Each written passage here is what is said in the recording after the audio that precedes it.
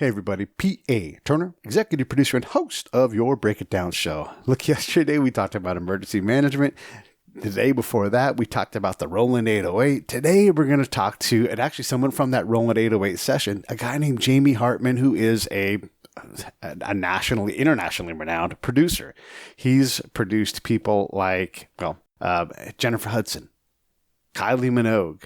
You can look at his Wikipedia page and just go, oh my God, this guy has done it all. Jamie is a super cool guy. So this is pretty neat. I got a chance to visit him at the Village, which is a recording studio in the Hollywood area. And it was super neat to look around there. And you see like platinum albums from The Chronic. You see Heart on the wall there.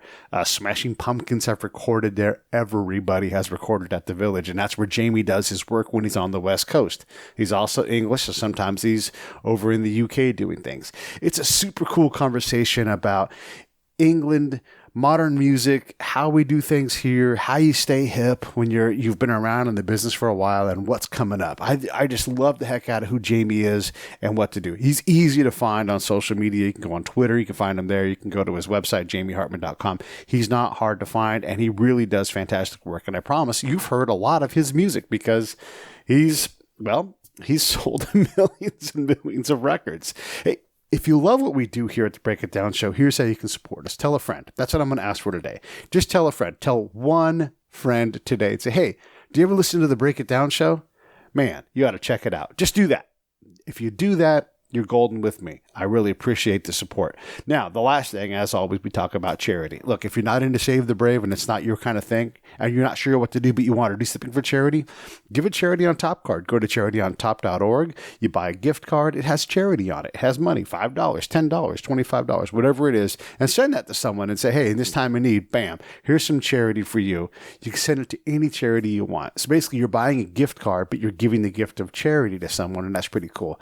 If you want, you buy that card, send it to me. I'm going to put it at Save the Brave, savethebrave.org. That's our home charity. Hey, thanks so much. Here comes Jamie Hartman. Lions Rock Productions. This is Jay Moore. This is Greg Proops. This is Jordan Harbinger. This is Dexter from The Offspring. This is Nathan This is East. Sebastian Younger. This is Rick Morata. This is Stuart Copeland. This is Mick Gillette. This is Andy Summers. Hey, this is Skunk Baxter. This is Gabby Reese. This is Rob Bell. Hey, this is John Leon Guerrero. Hey, and this is Pete A. Turner. Hey, this is Jamie Hartman, and you're listening to the Break It Down show. We're in here in your studio in LA. There are a bazillion platinum and gold records on the wall. The only other place that I've been to that had more records on the wall was Allie Willis's house. Okay. And I don't know if you know, but she's passed, but she had so much stuff in her house. It was like a museum to kitsch, to like just the zeitgeist, right? There was like James Brown, combs and hair oil and all these other things in there. And then also you look up and you see a whole wall of massive hits, September and all these incredible songs. We haven't got them in this room. We got a few bits and pieces, which is fun. But this building I love because it's really the home of a lot of LA music history. It's quite well embedded in this building, even and recent history as well as, back into the 1950s and early 60s and Fleetwood Mac and all these amazing acts. Yeah. Earth, Wind and Fire came through, everybody. And that, and then more recently, it's been wonderful to see, we had, just before the Grammys this year, we had Dre honored here. Yeah. So you had Jimmy Iovine and you had Quincy Jones and Dre all in the same room. Right. Saying wonderful things. So I love the energy in this building. It's incredible. I'm very lucky to be here. I wandered in, happened upon this place 5.5 years ago. Yeah. They had a little room downstairs and I was like, I've got to be in here. Right. So I've been here since. Yeah, the music is in the building. And when you walk up the stairs, there's Heart. Yeah. There are records on the wall. There's The Chronic is on the wall. All of these things have roots here. It's wonderful. What are some of the things that you see going forward that's being created here? You talked about your new artist. Let's talk about her. Well, for example, let's take Celeste for a minute. I'm not sure whether I can probably play a couple of little bits. But for me, what's lovely is always is what I look for in a new artist is... And my main thing in the last 10 years has been helping to find and define new artists' sounds and how they put their records together and what they want to talk about. It's kind of been a thing for me. Rory Rag and Bone Man was one of the big ones for me, which is wonderful. Yeah. And I'm very grateful for that. But then also there are other artists. There's an Australian kid called Conrad Sewell who I introduced him to the guy, and he wrote Firestone for Kygo, which was a big record. It was Kygo's first single. And Celeste is one of those people that as soon as you hear her voice, you go, oh, Right. we're dealing with something pretty special. And I always look for a special voice, which is a signature voice. So when it comes to working with Celeste, it feels to me like the next really big soul singer from the UK that can follow in the footsteps of Amy, can follow in the footsteps of Adele, and keep them and do them proud, and take that torch on. How in the heck do a bunch of British folks sing soul music so well? That's a good question, because we don't do R&B well. We don't get American R&B. And Wes also says the horn players in Great Britain are terrible. They're too late. They're not loud enough. He's like, they're terrible. I can't speak for that, but funny you say that. I just used a guy, fantastic guy. I'm gonna big him up. His name's Mike Burton, and I'm gonna give you a little just taste of what he did for me, because we literally.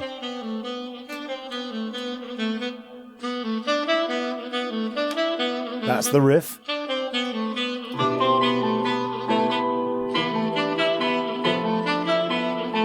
Now, I used that riff on the front of this record for Celeste. Yeah. It's a new record that's coming out on one of the songs on her album that's coming out towards the end of this year. I don't want to diss any British horn players at all, but I was introduced, very fortunately, to Matt and Mike Burton, Matt Cappy, two of the guys who play with John Legend, and they're just wonderful horn players. So my default guys to go to are actually Americans. So forgive me for but I'm not gonna. But I'm very lucky to have worked with a bunch of great. Why British good at soul? Why bad at R&B? Any idea? Oh yeah, I'm getting off point. We culturally, American R&B is from a totally different place. Okay.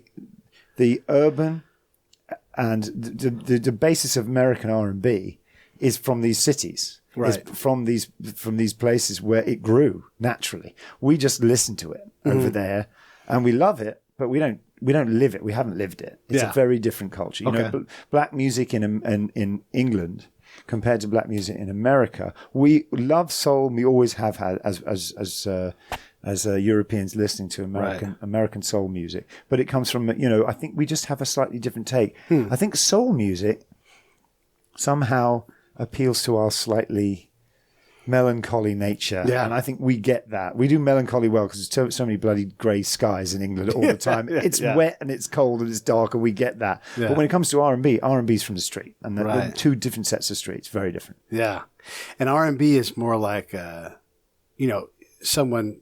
Well, one of the guys we've had in the show is Dwayne Wiggins. He's from Tony, and he's going to sing, and everybody in the house is going to get laid.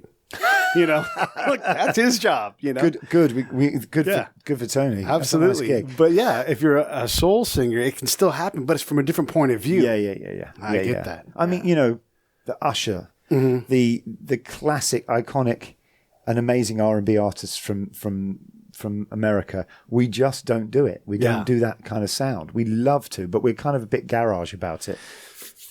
We do dance well. No, absolutely. We do dance and we do soul. I absolutely want to get into that because there's someone specifically I really want to ask you about, and I hope I don't lose track of my question here. But you know what? Forget that. We'll come back to that.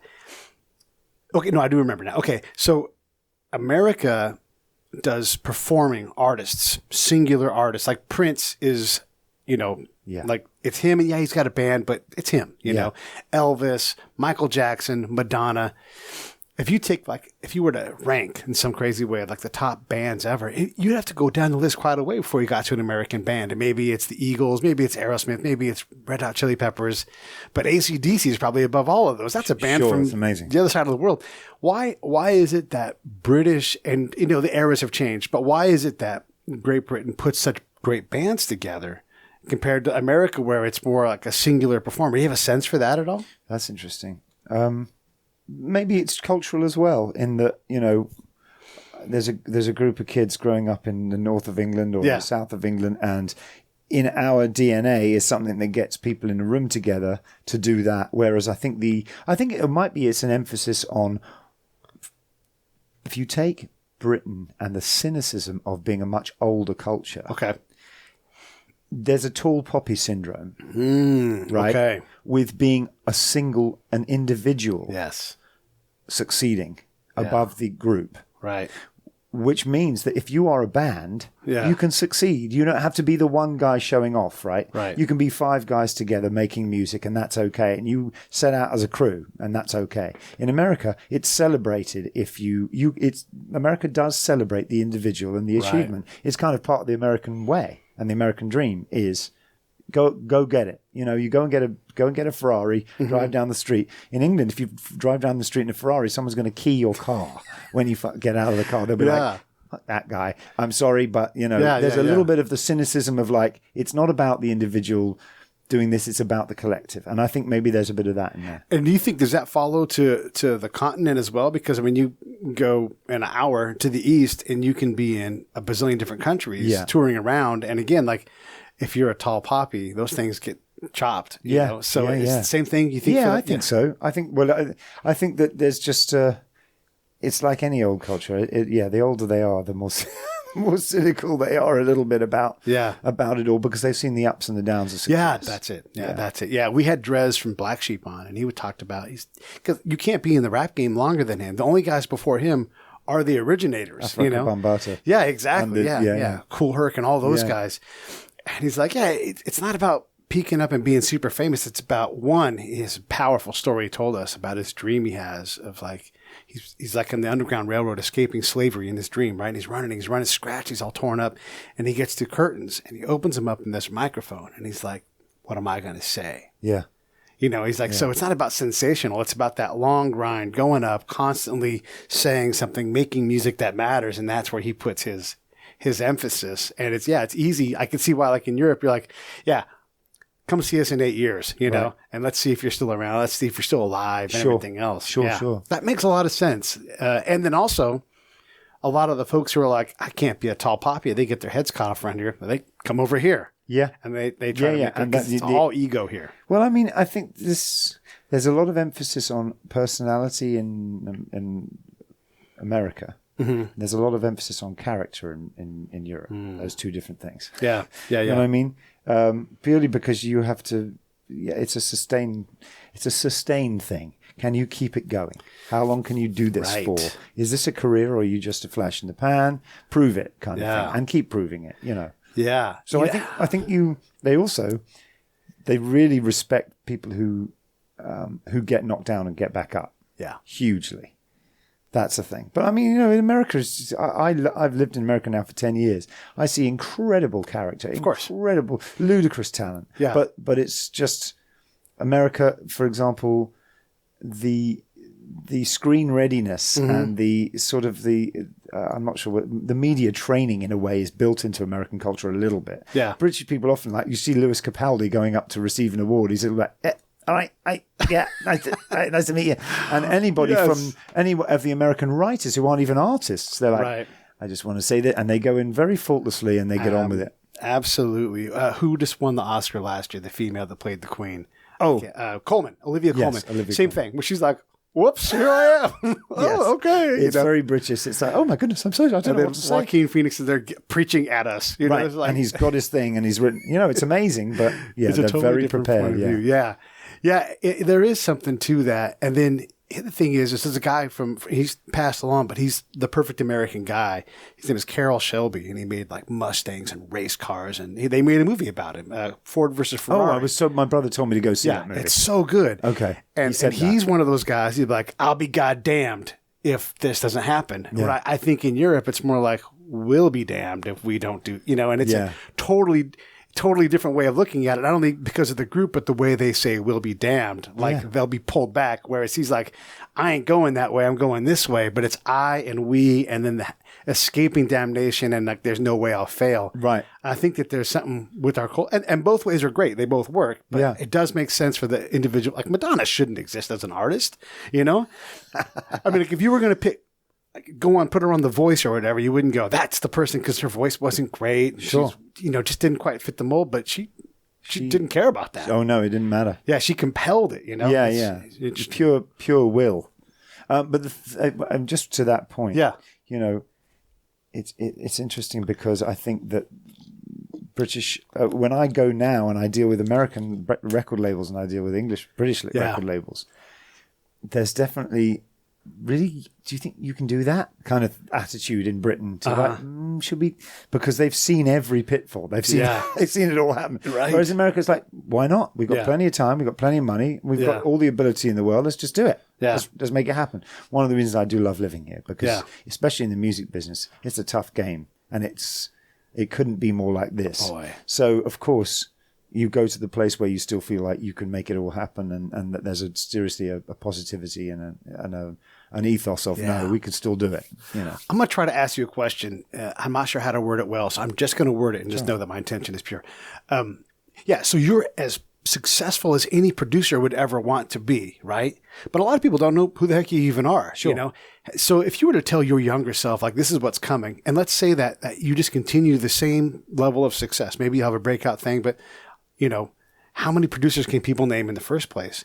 Does that matter to you? What would you tell your younger self? Like, you're going to actually do this. You're going to, the band thing, secondary. You're really going to make your money on making other people's music. What does that younger you say? And then does he listen to you? He's like, piss off. I'm going to do what I want to do. That's an interesting point. You ask yourself that, but when you get to a certain age, you're like, okay. Yeah. It makes a lot of sense to think, if I look back now at how long it's taken me to get here, it's extraordinary. Most people would say, hang on, but if you hadn't made it even 10 years ago, you'd have given it up the ghost easily. One thing for anybody who's getting into music that I would say is that once you let go of the fact that you need to get somewhere, you're going to be fine. Once you realize that you're a musician no matter what, whether good times, bad times, you're a musician. If the world has decided, I think the music is a calling as more than it is a profession. Right. I really believe that. Certainly as a songwriter and as a producer, I'm more of a writer than I am a producer. Thankfully, I've gotten to production and it's serving me well now. Fingers crossed always. Mm-hmm. Yeah. But I would definitely have to say that let go of any sense of I have to get to that point in order to be happy in what I'm doing. Get happy and you will get to that point. Be happy in what you're doing regardless. And I never chase the radio. Yeah. The other rule is never chase the radio. Find projects that truly make you happy. Right. Because there are so many people doing this all the time, desperate to make it work and to make it happen. You can't do that. Yeah. And if you're listening to the radio and you're chasing that sound, that was written usually a year and a half ago anyway. Right. And that record was probably produced 8 months ago. Yeah. And your record is not going to, even if you write it now, it's not going to be on the radio. At the very earliest, if you have an incredible moment where the label goes, this is it, it's going on the radio, even next week, still people won't properly be hearing it for months to come, and there will be other people who've already created something new. So don't ever chase the radio because it's just not realistic. Chase that little gut feeling of, oh shit, I've got something truly special on record. It doesn't matter what it is. It can be an acoustic guitar and a vocal. Yeah. It could be a saxophone and a drum beat. It doesn't matter what it is. Chase what turns you on and makes you happy. Does 18-year-old you listen to you when you say that? No, because 18-year-old me was convinced that he was going to have a record deal by the time he was blah, blah. I signed my record deal, which is a lifetime ago, at 34. Right. Yeah. Right. So 18-year-old me, I was in bands. Don't get me wrong, I did have signs that things were good. Sure. And I won competitions and I won the national radio station competition when I was 20-ish. But thinking what has happened between now and then is just 2 lifetimes. Yeah. It's the same thing with the podcast thing where I'm remarkably successful, but no one would pick that path and go, that's what I want to do, because it's hard, and you're like, I don't know if I'm going to be able to pay my bill this month. All these things that you have to go through to really slough off the competition, because the guys are like, I have to be able to pay my bills, or I have to, those guys have to go away. And then all of a sudden you're like, I'm the only guy left. And then you get the phone calls, you get the projects, that kind of thing. But you've learned in the whole process so much that you would then apply. Yeah. So I want to get back to my other thing. One of my favorite people in music, and she just doesn't resonate here like she does in the UK and in Europe, is Kylie Minogue. Oh, Kylie. I love the heck. She's always on Graham Norton, and she's just so charming. And I wish that we loved her more. Like, we know that she's there and she does dance music, and does she have a sister? And that's like where it kind of stops, unfortunately. Yeah. But then you hear the music, and she still makes relevant music today, and people love it. Talk to me about her. Kylie, I've only met have I met her more than once in my career? My good old friend Steve Anderson is her music director. He's her MD. So I catch up all the time see the updates of what she's up to. And she's always doing something great. Always. Yeah. I met her, funnily enough, through Fernando Garibay, who he and I and Giorgio Moroder and her did a record together a few years ago, which was an interesting thing. But what struck me about Kylie, and one of the reasons that she is as good as she is for as long as she has done it. And by the way, her performance at Glastonbury last year was the most watched of any of the Glastonbury performances. Crazy. If you can figure that one out. And she's but for good reason. She's wonderful. She's a serious lifelong entertainer. But and I think this might be one of the reasons why, my only experience with her, she had been on 4 different planes. She had been in however many different countries in the world that week. Yeah. She walked into our studio, Fernando's studio here in LA, straight off a plane. Yeah. On her day off, to do a song that may or may not have been a single. They liked the record. She didn't know what she was walking into. Fernando and I said, "Would you mind singing?" And without even batting an eyelid, she went, "Is that what we're doing? Is that what we need to do?" Yeah. Okay, let's do it. There wasn't oh goodness, can I come back? Can we do this another day? I'm exhausted. She did it and she nailed it. And she is that professional and that good, apparently all the time. And everybody loves her in her team. I know that. Yeah. So I think she's just one of those people that, there are a lot of people who don't become global stars, even though, they're just outside of America. They're huge, but then nobody knows them here. So truly global, but just not big here. But just not big here. And you sometimes get the reverse situation where you get huge American artists who I go back to England. I'm like, have you not heard of? I don't want to name anyone because I don't want to, But you definitely get those anomalies where you think it's going to be huge everywhere. It just doesn't. It doesn't translate in some territories. Yeah, another guy that interests me, and I just love what he does, is Paul Weller, because he defies genre. He doesn't care. He just does whatever he wants to do, and I he's have an interesting reason why that happened. Okay, straight from the horse's mouth. Nice. From his old manager, who was quite a character. I don't know if I can use the words he used. You can say whatever you want to say. It's fine. Okay. So this went back 2 lifetimes ago. Yeah. When I was first going to, I was with a manager and I was probably 21 years old. Yeah. And my manager took me to see this guy, Brian Morrison, who, found Paul Weller and found the Jam and everything. Yeah. So this is why they weren't huge over here, but they were everywhere else. The Jam went to Boston, played a show in Boston, 5,000 kids. It was the beginning. That was it. They had all of the major studio heads, all of the major networks there at that show, and they blew the roof off the place. Yeah. But Paul wasn't that happy. A few friends of his had come in from England and watched the show, right? But he was being all punk about the attitude. Now, this is just from you have to take that from his manager. This is not from Paul himself. So he'd have another side to this.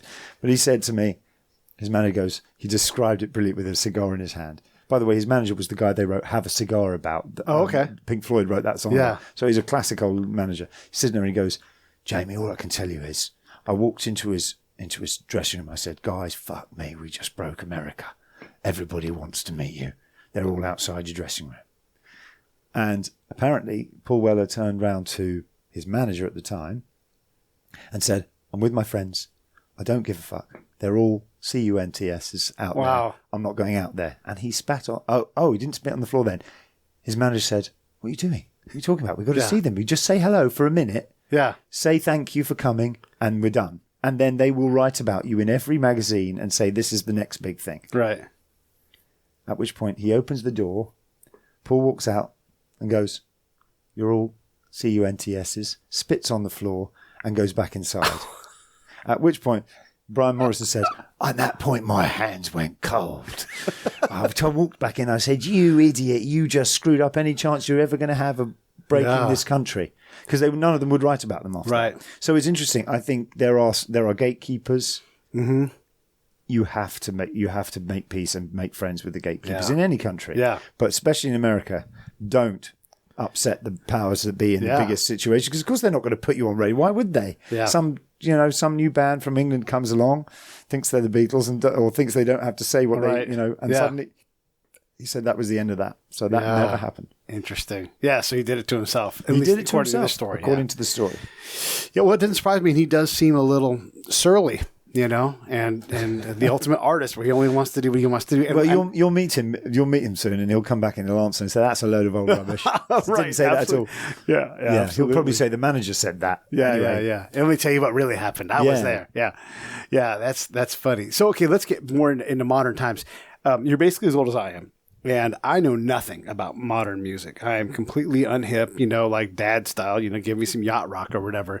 How do you stay relevant? I mean, I know it's your job, but like, how do you stay relevant? A lot of times the music of today, it just misses me. Like, I just don't get it, you know? Yeah. But how do you do that? What keeps you relevant? Talk about your ear. And I do keep an ear open to what's going on because you have to. I don't chase what's going on at all, right. But you can't help but be influenced by it and love what contemporaries, as far as even not necessarily contemporaries age-wise, but people in the business are doing. You know, I'm lucky enough to know quite a few of the producers and writers here in LA and hear what they're doing, as well as the ones in London. I keep in touch with them and listen to what's going on. And fortunately, because I helped develop a bunch of different artists, right, they get in touch with me with the new stuff coming in. So I get to hear what's going on. But I have to say, if I listen down to a lot of Spotify playlists, there's an awful lot of very similar sounding records to me, which is why I think it all meshes together and molds together, sometimes in a negative way, and it's very hard to distinguish. But for me, I was lucky because my band was called Ben's Brother. Yeah. Because my older brother, Ben, he would sit me down. He had played my first Rolling Stones record, you know, Bowie. He played me, but then I went and discovered Ella Fitzgerald, and I discovered Nina Simone. But all of these things, he said, if you're going to play music, which I did love doing from a young age, he was like, no, it's shit. Do it again. Something cool. Make it new. Make it original. Give me an original thought. Yeah. Okay. Doesn't matter how you dress it up. Yeah. Nobody's interested in hearing stuff they've heard before. Mm-hmm. So for me, the standard remains.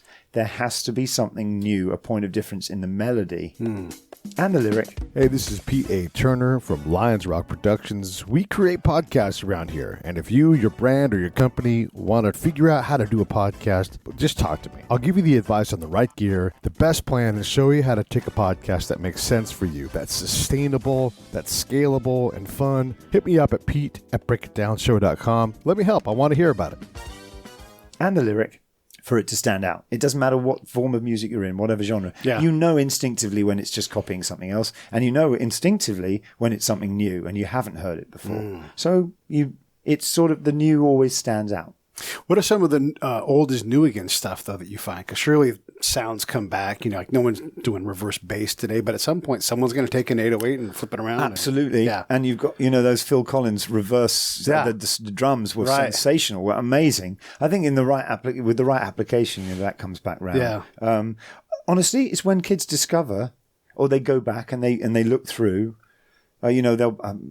Hopefully Phil Collins won't pop it very often, anytime soon. He's been very sick. But when you have a popular Netflix documentary or something which opens people's eyes, and people go, "Okay, wow, I had no idea that shit even existed," and they go back and look under the hood and how that happened. Yeah, you work with new DJs. Kids who are using Ableton, kids who are using Logic, whatever it is. When you give them the tools to flip stuff, they create something. It kind of happens anyway. Because I'm sort of such a classic songwriter, I'm afraid my default positions are pretty. They're kind of universal. So I still write on a piano at home at my home, and I bring that into the studio.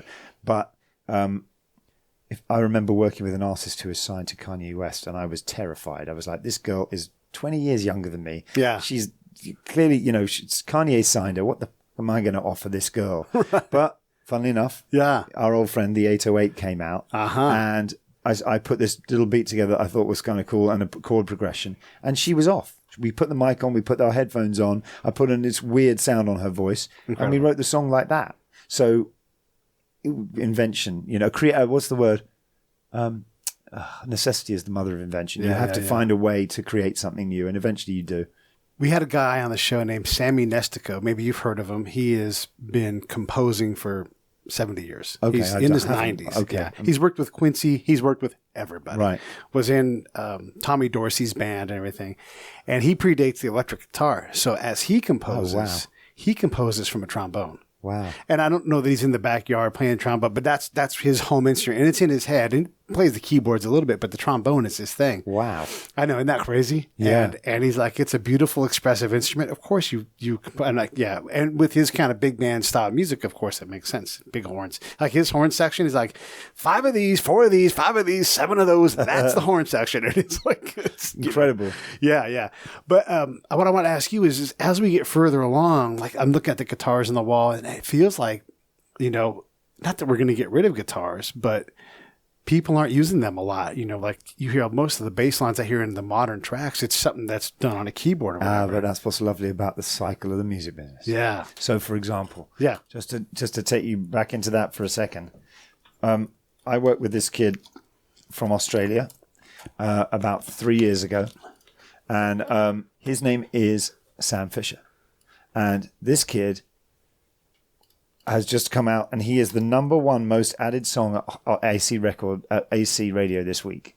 Now, this is him in Nashville with a lovely guy called Jimmy Robbins, who I've worked with, and this is the song they did together, and this is the most added song at radio this week. Wow. There you go. It's all about vocal. Yeah. And I'm going to show you something else in a second. Covering the old heartbreaks with new tattoos. It's all about smoke screens and cigarettes, looking through low lights at silhouettes. But all I see is lonely people in crowded rooms.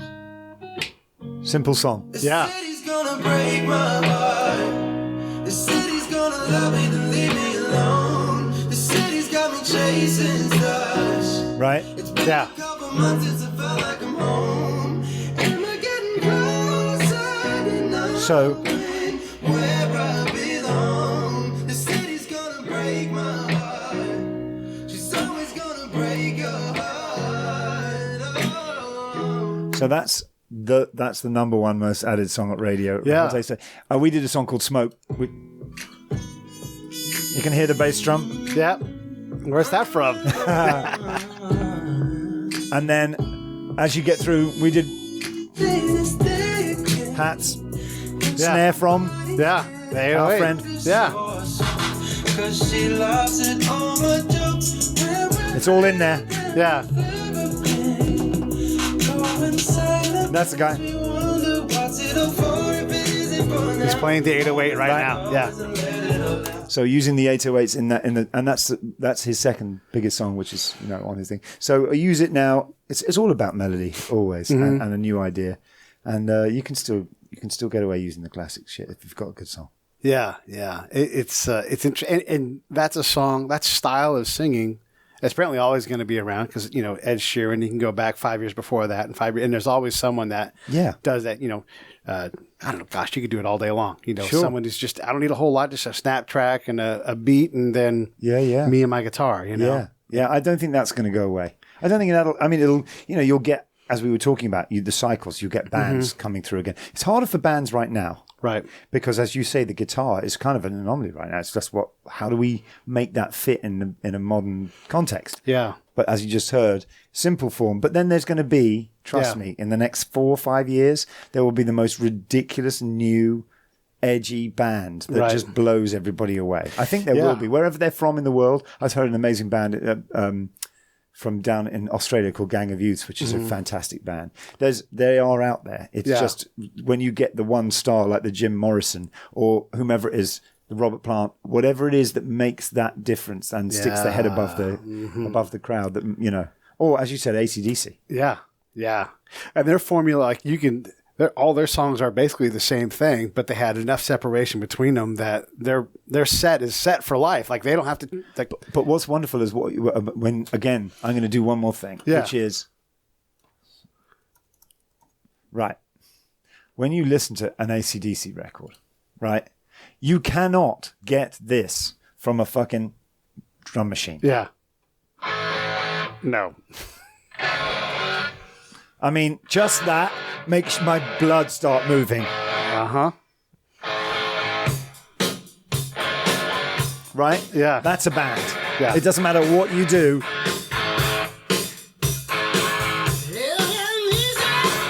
I mean, forget it. Forget it. I'm done. I saw the Killers at Glastonbury this year. We went with Lewis Capaldi, and thankfully it was so lovely, took us there. But I saw the Killers take the roof off the whole place.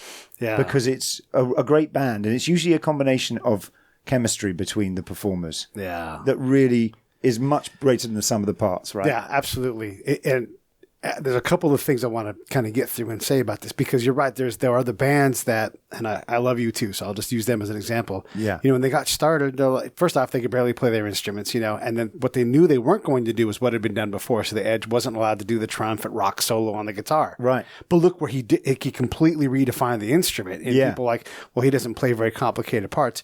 You listen to Bullet Blue Sky. Who's ever done that? Right. You know, and then he's a genius. Absolutely. Oh my goodness. I met him. I was very privileged enough to meet him about 6 months ago. The guy's a genius. Yeah. He had his gear here. I think he was setting up for a show, but I met him through John Alasia and Lucas Nelson downstairs. Yeah. He came in, and what a lovely guy, but what a genius. Yeah. And I heard him on stage at the Madison Square Garden when the guys played there. This is almost 20 years ago now. Yeah. But on his own, that dude and his use of delays, he redefined what an electric guitar. He took an instrument that was well established with what you did and said, fuck all that. Unbelievable. Yeah. Made it his own, And the same thing with Rage Against the Machine, you know, 15 years later, you know, and it's like, what are you doing with this guitar, you know? Yeah. Yeah, so I guess that always will exist. Someone will say, we're just not going to do that anymore. Like, Brian May is wonderful, but that's been done a million times, you know? So what are you going to do? Oh, well, we're going to scratch with the guitar and always other sounds. Whatever it is. And the way and the playing style that somebody creates and the personality.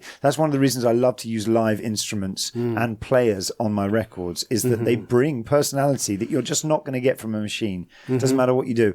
The playing and the individualism and the ability of an individual coming across on record is just wonderful for me. There's also the accidents and the unintended inspirations that happen. Yeah. Talk a little bit about that. So I just got lovely timing. Yeah. Because I've just written a song with a guy called John Hill, who was up for Producer of the Year as a Grammy winning producer this year. He and I wrote a song for a movie. And we've kind of went back into it with Celeste. So I'll show you what we did just briefly. I'm going to just open this session up 1 second and just bring where are we? Is there a piano on here? Where are we? Okay, I got to find a piano for 1 second. Here it is. So we're sitting there, and it felt like we wanted to write sort of like a Bond theme kind of song, right? So we were in the key of the saddest of all keys, D minor. But when he goes to play the key, he went like this. And I went, oh. He went, and I went, that's it. Yeah. Stop what you're doing. That is our song. And I went.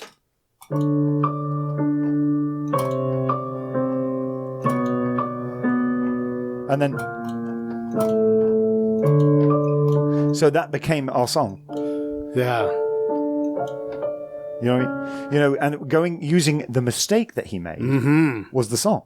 Yeah. I said, dude, he went, what do you mean? He was like, oh, I just hit the wrong key. I don't know, you didn't. You hit exactly the right key. Yeah. Thank you for hitting the wrong key. That's the song. So that became this song, which is now going to be, please God, you know, is coming out in however long. It's going to be, I won't play any more than that because I don't want to give it away. Yeah. But, you know, mistakes can be the inspiration for a great record. Yeah, and even life mistakes. I think, they're making a big leap here, but I think it's Rachmaninoff, one of those classic composers from like the early 1900s. The guy was all tore up. He's all fucked up. He's dying. He was never going to, he just blew as hell. And he's like, I'm going to do this whole, concerto thing. And one of the movements is going to be in 7/9 time. So it's like a guy with like a wooden leg dancing around the room. You're like, this is so uncomfortable. It's the last music he ever writes. Right. And you just hear like, this is what life is right now. And you get so much out of that. Yeah. You know? Yeah. And because you know who was very good at, well, I mean, Sting was very good at that. Brilliant with different time signatures. Yeah. Wonderful and inspiring. I think that what people constantly strive for is the point of difference, right? But they also want to use that in a realistic and creative and artistic way that's true to them. So It doesn't matter what you do, whether you use 4 chords in the truth or whether you use 7/9 and go off piece and go, try and descend into madness for a minute. Yeah. Whatever it is that gets out the feeling you have inside you of desperation to deliver an idea to other people and to the world, that's it. You're a songwriter. There's guys like Bernie and Elton that work together. And also the one that I always think about is In Excess, because you have I guess Gary writes all the music and everything for that band, or did. And then Michael would put the words in, and then the smolder. Yeah. And that was like, if everything else he did, all he had to do was... If there's ever been a rock star, it's Michael Hutchins. Yeah. But what was, again, that band was the sum, much, much more than the sum of its parts. Yeah. They were all incredible individuals, but when you put them together is where you get the magic, the special sauce. And there was a famous thing, there was a show in the UK called The Tube. And people used to go on the show and perform live. Yeah. And one day NXS came on and they played, I think it was I Need You Tonight live, off Kick, the album Kick. And everyone was phoning in complaining because they thought that they hadn't played live. It was so tight that they thought that they just were miming to the record. Right. Because it was that well performed and well put together. Yeah. So, and everyone was like, no. That was live. It really was. You were listening to a live performance. You thought you were playing the record and they were miming. It was real. Special band in Excess. Boy, very special. Very special. Hopefully they'll get their due in terms of like Hall of Fame status, the Rock and Roll Hall of Fame, because just so many tunes. Yeah. At some point, incredible. And his ability to translate the music into something that mattered. Never Tear Us Apart is an absolute masterpiece. Yeah. Those songs are just incredible. I have to thank my brother for that as well, because he introduced me to In Excess. Yeah. And again, like a crazy band from Australia, as big as any band. Australians have come out with so many brilliant bands. Yeah. Such a small place. Am I wrong in thinking that? Yeah, so In Excess comes out of Australia. It's just such a small place, but so many incredible bands that come out of there. And then obviously AC/DC can be in anybody's top 5 bands. Oh, amazing. Yeah, I mean, just stadium level rock, but just unbelievable music and performance. Yeah. I'm very lucky. An old friend of mine plays with Depeche Mode. Now, talk about, classic all time. Right. When those level bands are the ones I would love to come back round. Yeah. So that I think the difficulty right now is that development just doesn't really. It's not really as part of the record label and A&R setup. They don't really have the money to help develop bands, so they kind of have to develop themselves and be gig ready or be record ready when they get to the record label. That didn't used to happen, so bands had time to experiment and try stuff out and become special. So I think that's the only issue right now, is that it would be wonderful to be able to. Who should do that? The Spotifys of this world, and the Googles of this world, and the labels of this world who really want that to a renaissance in bands. Right. Need to take a 2 or 3 year view that they're not going to get an album straight away, or the first album may be a progression. Kings of Leon didn't really hit their mark in the first couple of albums, and they really hit the mark, and that sometimes is the case. It's just the way it is. Yeah, because normally you want the first 3 albums to be something, and then whatever after that. But they went the other way. It took a while. You had to get your ass kicked on the road, and then learn how to actually fill a room full of music that's good. For sure. Yeah, that takes time. And do a bunch of gigs with watching other people and learn from them and get chops from other people. Yeah. There's nothing more informative and instructive, as I know as an artist, than standing side stage and watching your contemporaries kicking your ass off a stage because they know what's working. They work a crowd incredibly well. Festivals are really good at that because they just you finally get, sometimes you may not like the band or the artist, but you understand suddenly why everyone responds the way they do when you see them do their thing live. When you do that here in the studio and you've got Kylie Minogue on the mic or whoever it is, Celeste, and you're trying to get that thing out of them, how do you get it out of them? That's my speciality, actually. Yeah. For me, that's the most exciting thing, because having been a singer my whole life, I know, not trying to, I'm not to blow my smoke up my own arse. You're good at what you do. But that really is, for me, everything about a record is capturing a vocal correctly. And I had Jennifer Hudson sitting right in that seat. This room is, 20 foot square? Yeah, it's tiny. It's tiny. Yeah.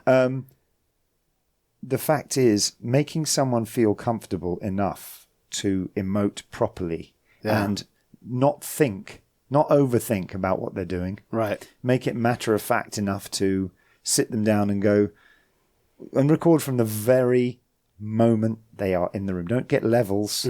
Don't get levels. Yeah. Have it ready. Tony Visconti kind of taught me that. I sat in on a session Okay. in New York in 2000. Yeah. 2001 maybe. I sat in on a session he had set up. I love it. And he had the mics ready. He had compressors ready. Everything was ready to go for this. He was recording the Dandy Warhols. They were doing a version of Neil Young of Ohio. All the instruments were ready to play. Yeah. They weren't. You didn't have to plug them in and get sounds. They were ready. The mic, the main room with the microphone was set up with candles all around it. Yeah. With 3 other mics in the for atmosphere, and it was ready for the guy to perform. I love it. And he gave performances because the atmosphere was right. And for me, this, on a microcosmic scale in here, it doesn't matter what song we're trying to sing or record. Someone has to feel at ease when they're in that room. There's nothing worse. I've done it when the other way around, and it's painful. Yeah. It's like pulling teeth. It's like why some of the world's biggest artists don't want to be in a room with anybody when they just want their own guy to record them, Yeah, you make me think of a story I've often told, but it's when U2 was recording No Line on the Horizon, Brian Eno had laid down a drum track, and it was all messed up. It was for a moment of surrender. It's like... And he's like, I was trying to fix it before the band comes in because he's trying to have everything ready. And Larry comes in and just starts playing with it. Boom, Yeah. And then the band like comes in like off, like on stage almost, first take. And then they're all like, there's the one time when the song just came downloaded as one piece. Right. And that's the one that made it on the album. It's like Unbelievable. lyrics, melody. It all just made sense. Yeah, and Brian Eno says it's the most magical thing that's ever happened to me in studio. Do you have a story like that? That's a lovely story.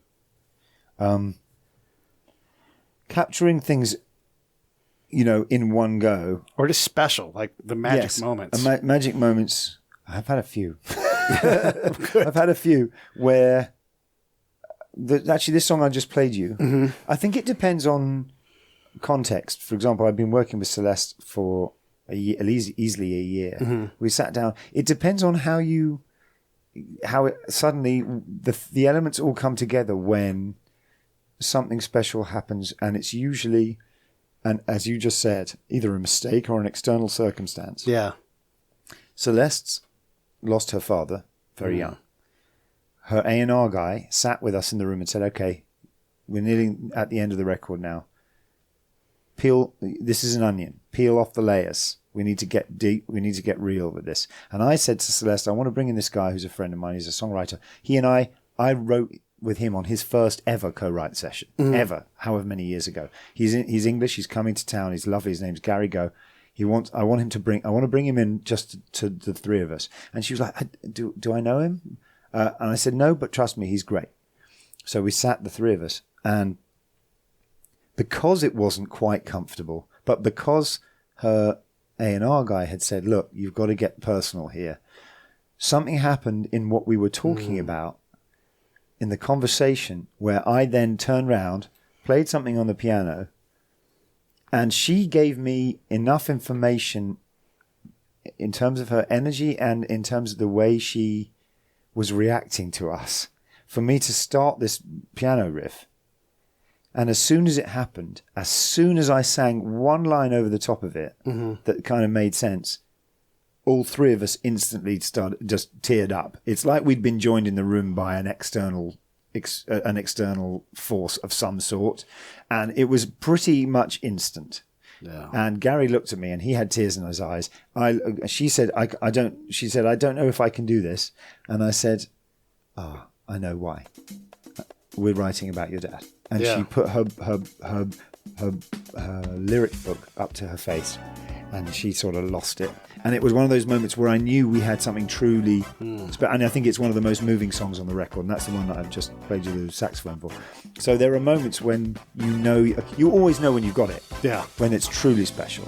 But because if you then capture that on record, that's it, and the world picks it up. You don't have to even to think. You just literally put it on, and you know straight away. It's just a magic moment.